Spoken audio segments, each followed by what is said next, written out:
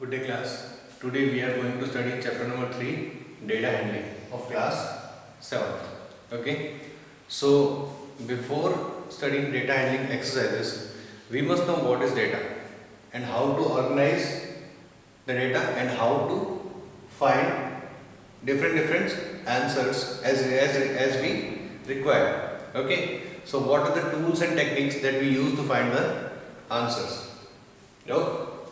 Okay, data is any raw information that we get from any source is known as data.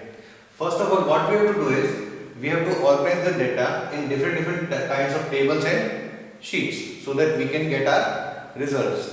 Okay, so the kinds of tools and techniques that we use is mean, mode, median, graph, that is single bar graph and double bar graph, and probability. Okay, so what is mean? Mean is simply known as average or distribution of something equally among all. So like take one example. There is a charity collection done by a group of 5 students. Okay, first student got how many? 500 rupees. Second got 600. Next one got 700, then 800, then 900. But what is the average? Okay, what we will get to know that how many each student has contributed averagely. So what we have to do is we will totally add the total amount and distribute it to 5 students because there was only the total number of students were 5. So average of all the students will come 700. Okay.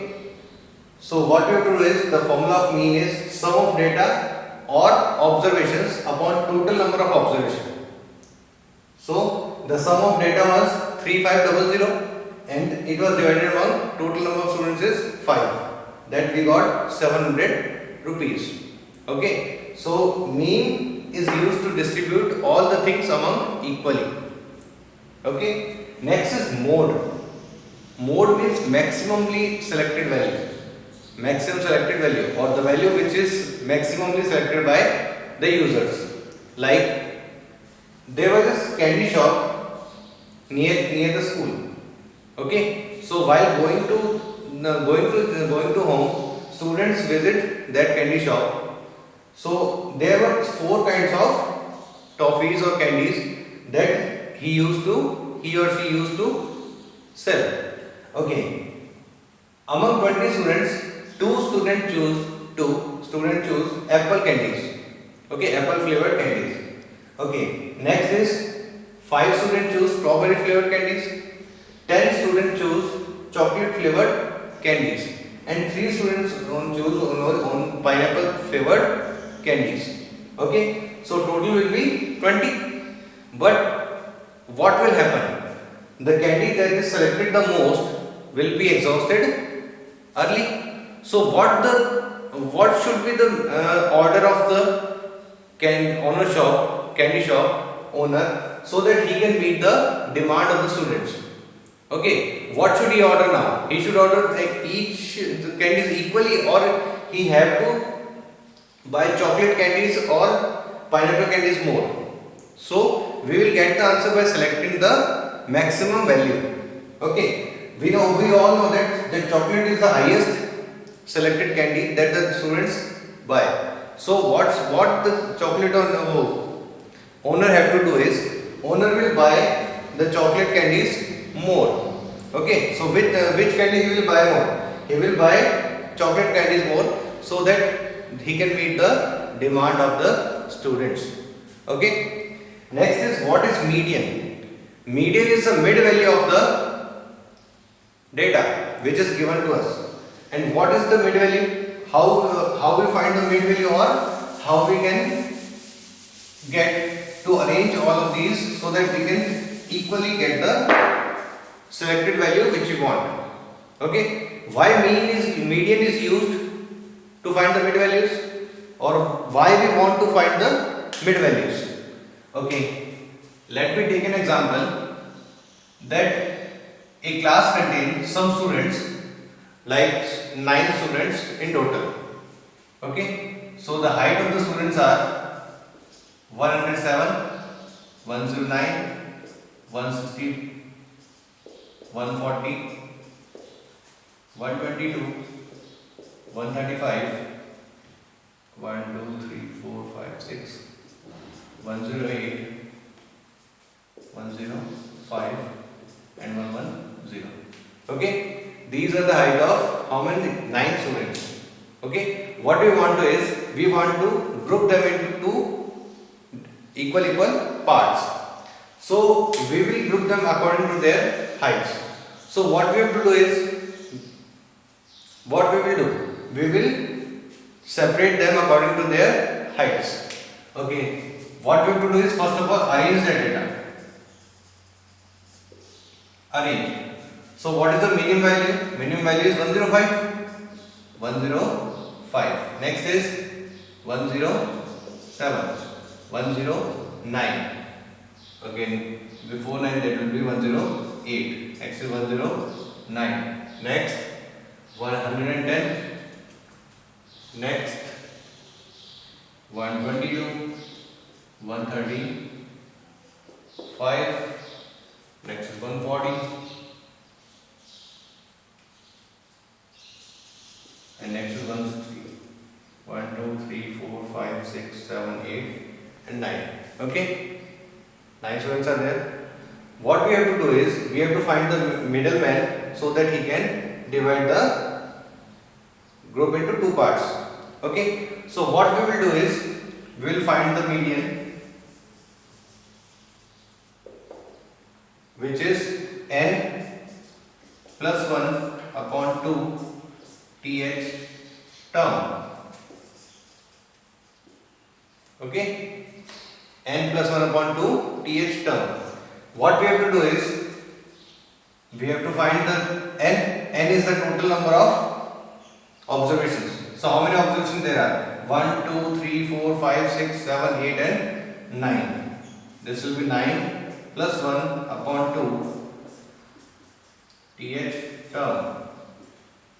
It will be 9 plus 1, 10 upon 2 th term. 10 upon 2 will be fifth term.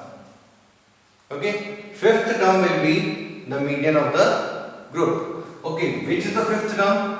1, 2, 3, 4 and 5. 110. So answer will be 110. Median. Okay. So the thing is that there are 9 what? Observations. What will happen if the observation is 10? Or there are 9 observations which is odd number. What will happen if the observation is what? When the observation is even. Okay. So number of observation equals to 9, which is odd number. When there is odd number of observation, then we have to put this formula, n plus 1 upon 2 th term. What will happen if there is odd number of terms, even number of terms? So I am adding one more observation in it.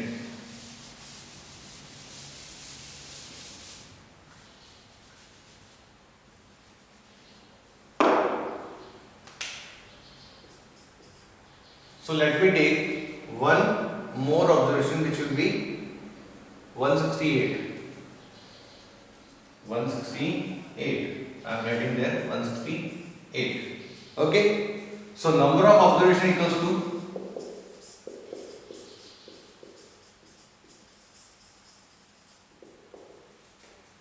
how many? 10, which is even number. Okay. When total number of observations are even, then what we have to do is, we have to write the formula 1 upon 2 bracket में n upon 2 th plus n upon 2 plus 1 th term.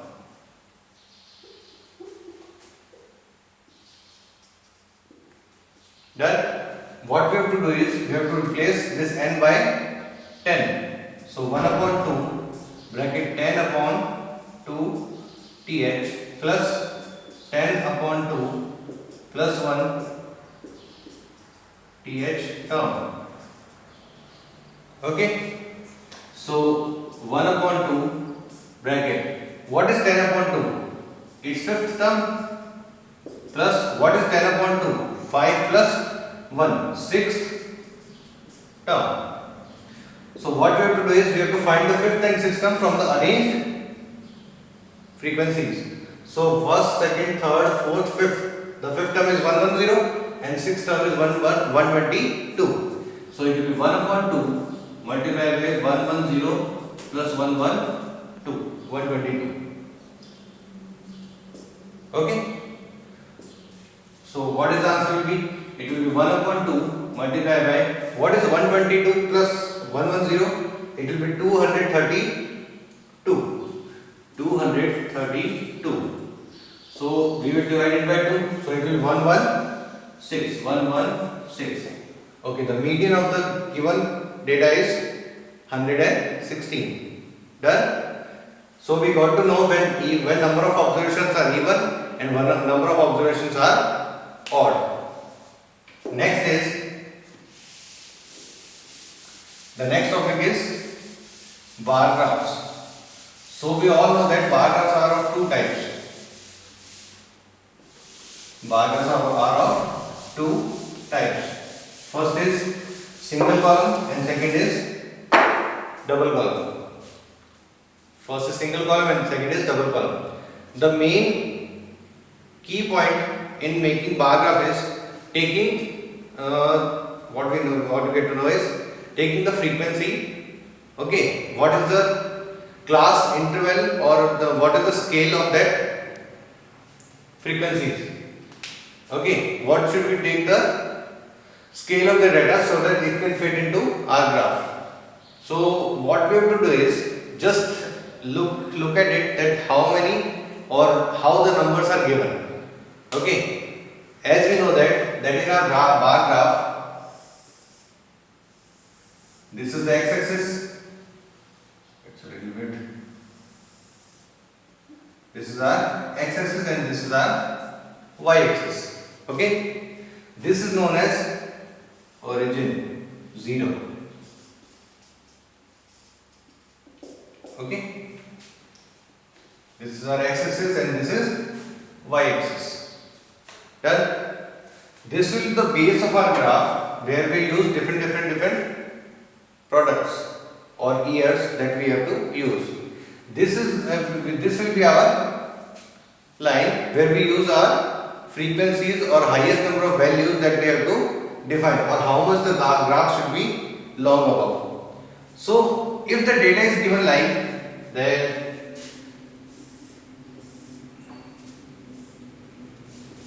if the data is like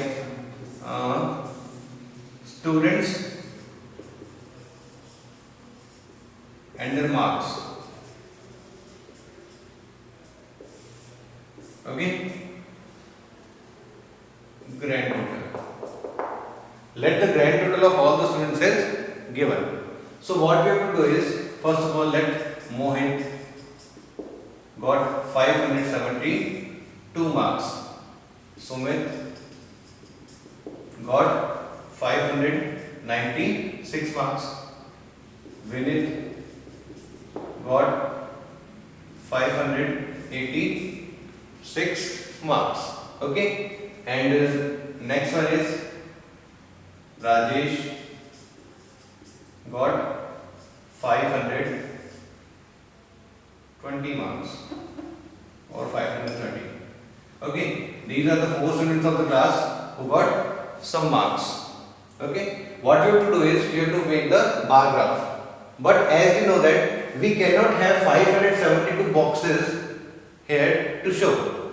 Okay, but the variation between the graphs or the data which is given is more than it.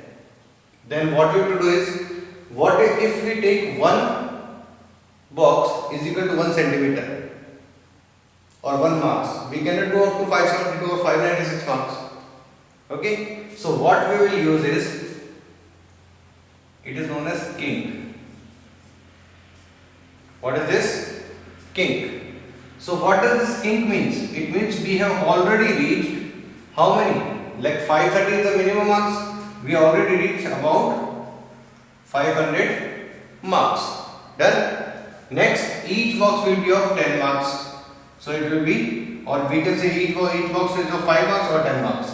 So it will be 510, 520, 530, 540, 550, 560, 570, 530, 580, 590 and 600. Okay, this is our y-axis. Done. Now what we have to do is, we have to put these marks in the graph. So first is Mohit.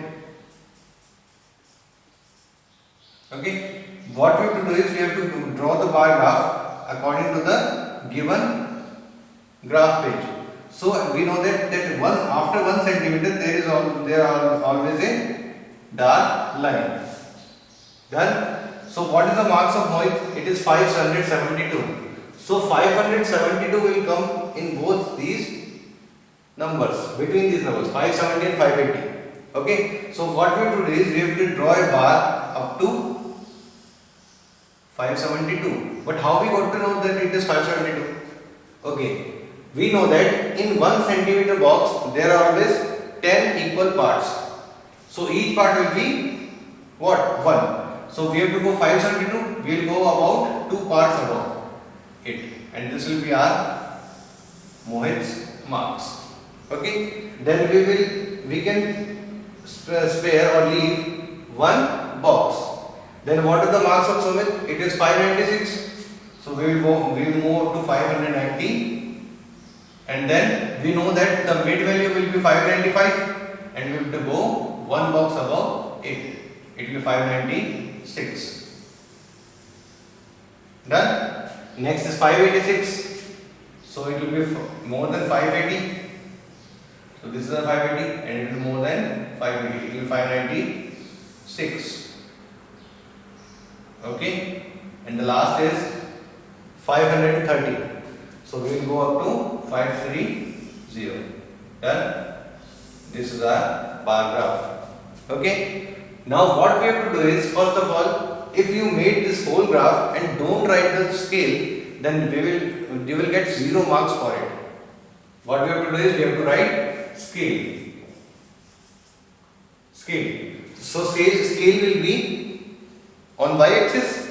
So on y-axis, 1 centimeter equals to 1 centimeter equals to how many marks?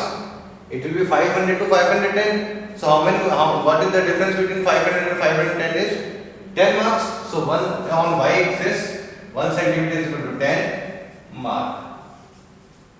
This is our scale. Okay. So what is this? These are marks. So we have to write marks there. And these are students. So this is name of students. Okay. This is our final data interpretation of the given data. Okay. Next is probability. The technique which is used to handle the data is probability, or to get results from it. Okay. So if I want, or if I say that what is the probability of raining today, so we can say that it will rain or it will not rain. The probability is half of, or 50-50%. But what we can say that according to previous days or previous years, what is the probability of raining on this date? So what we can do is, we can analyze the previous data of 100 years or 200 years, whichever is available to us. So what we will do is, let data of 100 years is given.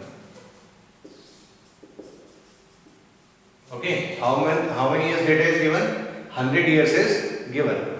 So first is it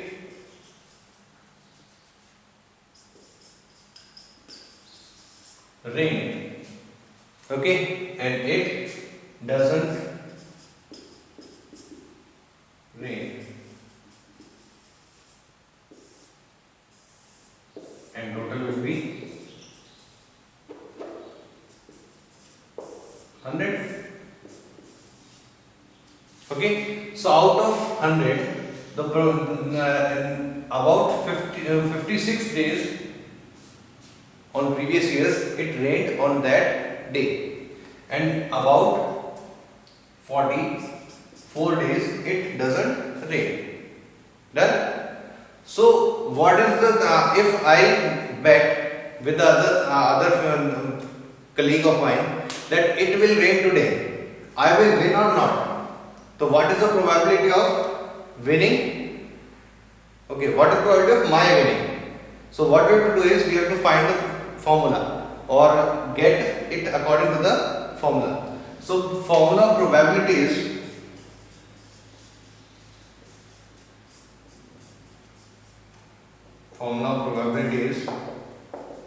which is denoted by P of an event, or which is denoted by P bracket E. E means favorable event. It will be favorable observation upon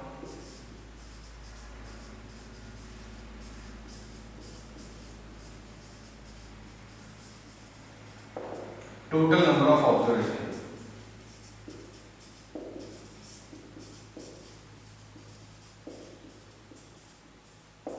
Okay, so according to previous days, we came to know that the total number of observation is 100. They have observed from 100 last days that it will rain or not each and every year.